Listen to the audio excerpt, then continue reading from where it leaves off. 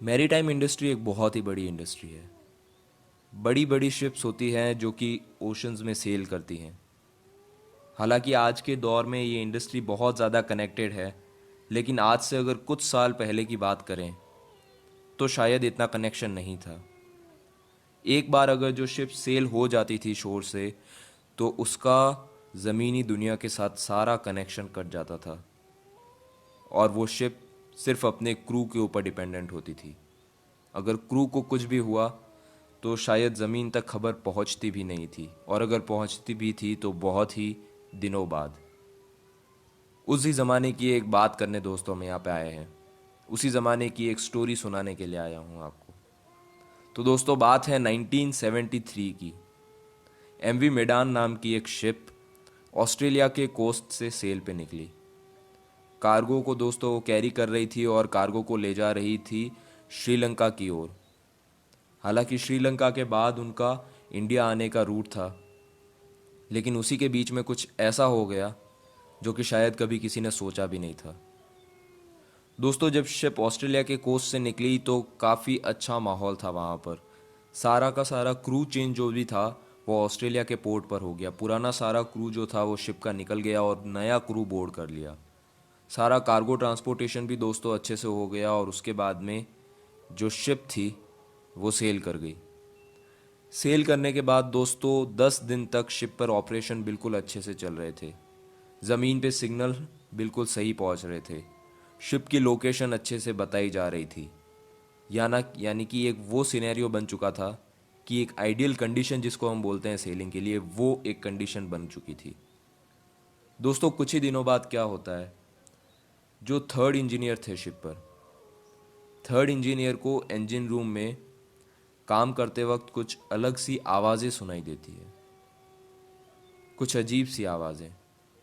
Normally क्योंकि engine room में बहुत ज़्यादा मशीनरी होती है, तो इंजीनियर ने सोचा कि शायद ये जो आवाज़ है वो किसी मशीनरी से आ रही होगी, या फिर क्योंकि उस टाइम पे काम इतना ज़्यादा था, ऑटोमेशन होता नहीं था, तो उसने सोचा कि क्योंकि मुझे शायद नींद आ रही है, इसी वजह से मुझे कुछ भी सुनाई दे रहा है।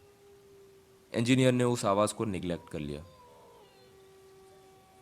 थोड़ी देर बाद दोस्तों, जो ऑफिसर ब्रिज पर वॉच कर रहा था उसे भी कुछ ऐसी ही आवाज़ आती है। लेकिन ब्रिज के ऑफिसर ने इस चीज़ को निगलेक्ट नहीं किया, क्योंकि वो बिल्कुल फ्रेश था। उसने नींद भी अपनी कंप्लीट कर चुकी थी, और ब्रिज पे क्योंकि इतनी ज़्यादा आवाज़ भी होती नहीं है, तो वो जो आवाज़ उसने सुनी वो बिल्कुल कॉन्ट्रास्ट में थी नॉर्मल नॉइजेस के जो कि वो सुनते हैं। ब्रिज के ऑफिसर ने इमीडिएटली जाकर रिपोर्ट किया कैप्टन को। कैप्टन ने कहा कि नहीं, ऐसा कुछ भी नहीं है, ऐसी कुछ भी वियर्ड नॉइसेस नहीं आ रही है, ये तुम्हारा सिर्फ भ्रम है। मान लिया ऑफिसर ने। दोस्तों, अगले दिन जब डिनर टेबल पे बैठे थे, तब आपस में बात हुई इंजीनियर और ऑफिसर के बीच में एक दूसरे से। इंजीनियर ने कहा कि यार, मुझे काफ़ी टाइम से इंजन रूम में बहुत सारी अलग अलग नॉइजेस सुनाई देती है। तो जो बाकी के इंजीनियर्स थे जो कि इंजन रूम में काम कर रहे थे, वो उसके ऊपर हंसने लग गए, क्योंकि और किसी इंजीनियर को कोई आवाज़ सुनाई नहीं दे रही थी। और जब ऑफिसर ने कहा कि मुझे भी कुछ आवाज़ें सुनाई दे रही है डेक पे, तो बाकी के ऑफिसर्स उस पर हंसने लग गए, क्योंकि और किसी ऑफिसर को ऐसी कोई भी आवाज़ सुनाई नहीं दे रही थी। चीफ इंजीनियर और कैप्टन तक ये बात पहुंची, तो उन्होंने इस चीज़ को ऐसे निगलेक्ट कर दिया जैसे कि कुछ हो ही नहीं रहा। और दोस्तों, अचानक से क्या होता है, ऑस्ट्रेलिया के कोस्ट से जब इस शिप ने जब सेल किया था, तब वहाँ पे इसका सारा रिकॉर्ड था। शिप की लाइव लोकेशन दोस्तों वहाँ पर दिखाई जा रही थी, और अचानक से शिप की लाइव लोकेशन दिखना बंद हो जाती है एक दिन। काफ़ी देर तक दोस्तों, जो शोर पे लोग थे जो कि इस शिप की लोकेशन को ट्रैक करते हैं, उन्होंने इस चीज़ को इग्नोर किया, क्योंकि ऐसा नॉर्मली होता है बहुत बार। पुराने ज़माने में ऐसा काफ़ी होता था, सिग्नल के लॉस के कारण कई बार शिप को जो है अच्छे से ट्रैक नहीं किया जा सकता था। तो उन्होंने काफ़ी देर तक इग्नोर किया। एक पूरा दिन गुजर गया, और अब उनकी जो टेंशन थी वो बढ़ने लगी। 2 दिन निकल गए, 3 दिन। अब उन्होंने सर्च ऑपरेशन करना शुरू कर दिया, क्योंकि उनका लास्ट लोकेशन नियर श्रीलंका था। तो उन्होंने श्रीलंका के कोस्ट गार्ड से रिक्वेस्ट की, और श्रीलंका का कोस्ट गार्ड निकल गया अपने नियर बाय ओशंस में उस शिप को ढूंढने के लिए। बहुत ढूंढा दोस्तों, लेकिन उस शिप का कभी कोई नामो निशान नहीं मिला। दोस्तों कुछ दिनों बाद एक रिकॉर्डिंग है जो कि पहुंचती है ऑस्ट्रेलिया के कोस्ट गार्ड के पास। एक वॉइस रिकॉर्डिंग, एक डिस्ट्रेस रिकॉर्डिंग, जो कि रेडियो सिग्नल के थ्रू ऑस्ट्रेलिया के कोस्ट गार्ड के पास पहुंचाई जाती है।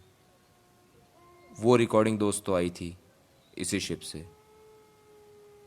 जो रेडियो ऑफिसर है वो इस रिकॉर्डिंग को डिकोड करके सुनता है, और इसके अंदर सिर्फ एक ही चीज़ दोस्तों बार बार कही जाती है, save us, save us, save us. और उसके बाद आता है एक बहुत ही बड़ा लाफ्टर। सोच के देखिए ज़रा दोस्तों कि अगर एक save us, save us, save us के मैसेज के बाद में बहुत बड़ा लाफ्टर आए तो वो कैसी कंडीशन बन जाएगी। ऐसी ही सिचुएशन हो गई थी कुछ कोस्ट गार्ड्स की। उन्हें समझ नहीं आ रहा था कि ये क्या हो रहा है, क्योंकि शिप गायब थी, मैसेज आ चुका था डिस्ट्रेस सिग्नल, और उसके बाद ये लाफ्टर। क्या था ये सब कुछ, किसी को कुछ समझ में नहीं आया।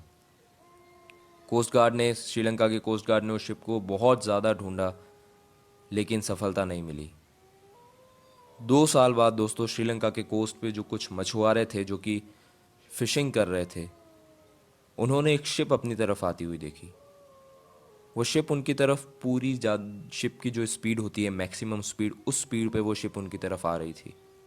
उन्होंने सोचा कि वो शिप जो है वो उनकी छोटी सी बोट को आके टकरा जाएगी, तो उन्होंने जल्दी से अपनी बोट्स मोड़नी शुरू की और सेलिंग करना शुरू कर दिया। अपनी बोट्स को फास्ट फास्ट जो है वो रो करना शुरू कर दिया। और जब उन्होंने पीछे मुड़ के देखा तो कोई नहीं था। उन्होंने घर पर जाकर ये स्टोरी सुनाई, अपने आसपास के लोगों को ये स्टोरी सुनाई, लेकिन कोई नहीं माना। दोस्तों 2 साल बाद फिर से 1989 में, ये जो फर्स्ट टाइम देखी गई थी वो काफ़ी टाइम बाद देखी गई थी, उसके 2 साल बाद 1989 में, 1989 में दोस्तों क्या होता है, वही मछुआरे, वही सेम मछुआरे फिर से कोस्ट पर जाते हैं फिशिंग करने के लिए। उन्हें फिर से वो बोट दिखती है, वही शिप जो कि गायब हो चुकी थी। फिर से दोस्तों वो आकर स्टोरी बताते हैं, कोई नहीं मानता है। अब की बार दोस्तों क्या होता है, 2 साल बाद फिर से वो लोगों को लेकर जाते हैं अपने साथ में फिशिंग करने के लिए। नॉर्मल हर रोज़ जैसे कि मछुआरे फिशिंग करने जाते हैं, वैसे ही उस दिन भी वो जा रहे थे। फिशिंग करने पहुंचते हैं और वहाँ पर जाकर दोस्तों जो उनके साथ में नए नए लोग थे, उनको भी वो शिप अपनी तरफ आती हुई दिखती है। वो जल्दी जल्दी अपनी बोट को पीछे की तरफ मोड़ कर रो करने की कोशिश करते हैं बहुत ज़्यादा स्पीड में, लेकिन कुछ फ़ायदा नहीं होता है, क्योंकि बहुत देर सेल करने के बाद जब वो पीछे की तरफ देखते हैं तो शिप गायब होती है। उन्होंने ये कंप्लेंट जाकर लिखाई कोस्ट गार्ड के पास, क्योंकि मछुआरों के आसपास नॉर्मली पुलिस स्टेशन में नहीं जाते हैं, वो किसी भी सहायता के लिए सीधा जाते हैं कोस्ट गार्ड के पास, क्योंकि वही उनकी मैक्सिमम मदद कर देते हैं। वो जाते हैं कोस्ट गार्ड के पास। उन्होंने कोस्ट गार्ड के जिस ऑफिसर को ये कंप्लेंट बताई, वही ऑफिसर इंचार्ज थे आज से काफ़ी साल पहले उस शिप की सर्च के लिए। और जब उन्होंने, मछुआरों ने इस शिप की डिटेल्स उनको बताई कि शिप कैसी दिखती है, कैसा कलर था शिप का, किस तरीके का स्ट्रक्चर था, तो उस ऑफिसर जो था, जो कोस्ट गार्ड का ऑफिसर, उसके होश उड़ गए।